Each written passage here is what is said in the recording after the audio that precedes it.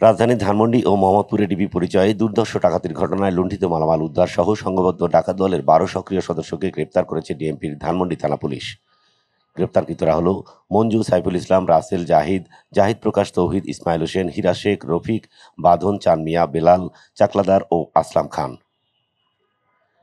ধানমন্ডি থানা পুলিশ জানিয়েছে, গত জানুয়ারি মাসে একটা 3 তারিখে ঘটেছিল এবং আর একটা 22 তারিখে ঘটেছিল এবং একটা ছিল ধানমন্ডি থানা 3 তারিখে ধানমন্ডি এলাকায় আড্ডা রেস্টুরেন্টের সামনে, আর আরেকটা ডাকাতির ঘটনা ঘটে সেটা হচ্ছে মোহাম্মদপুর থানা রেসিডেন্সিয়াল কলেজের সামনে। এই দুইটার মোডাস অপারেন্ডি বা একই রকম একই স্টাইলে ছিল। তো এটা নিয়ে আমরা যখন মনে করলাম যে এই দুইটা যখন ঘটনা ঘটে এবং মামলা হয়, ডাকাতির মামলা হয়, এটা ঘটনাটা ছিল এরকম যে চিটাগং থেকে ট্রাকে করে বিভিন্ন মালামাল, বিশেষ করে তেল, সয়াবিনের তেল বা পাম অয়েল তেল, এগুলো নিয়ে যাচ্ছিল উত্তরবঙ্গের দিকে।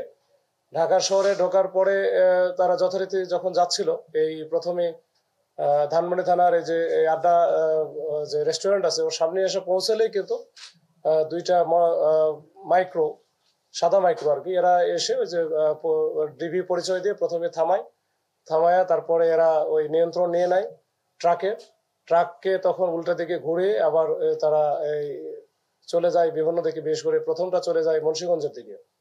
পরের যেটা ঘটনা ঘটেছিল ওই একই কায়দায় এই ট্রাক সহ, ট্রাকের ড্রাইভার সহ, হেল্পার সহ এরা নিয়ে যায় 300 ফিটের ওখানে, ওদেরকে চেতনানাশক যে ঔষধ খাওয়ায় জোরপূর্বক ওই অস্ত্রের মুখে, বিশেষ করে চাকু এবং ছুরির মুখে ওদেরকে ফেলাই দিয়ে এরা নিয়ে ট্রাক নিয়ে চলে যায়।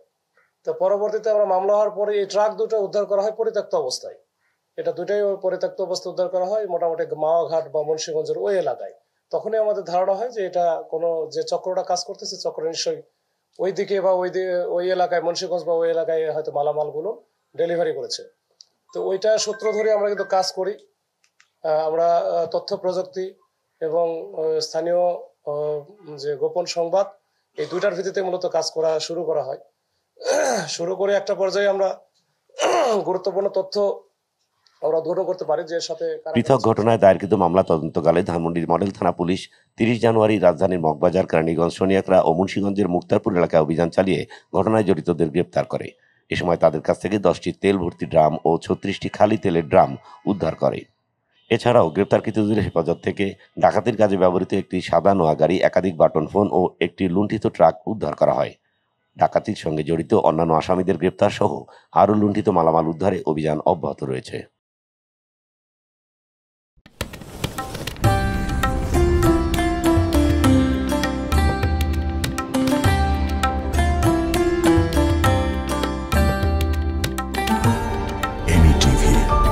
স্বাধীন বাংলার স্বাধীন কণ্ঠ।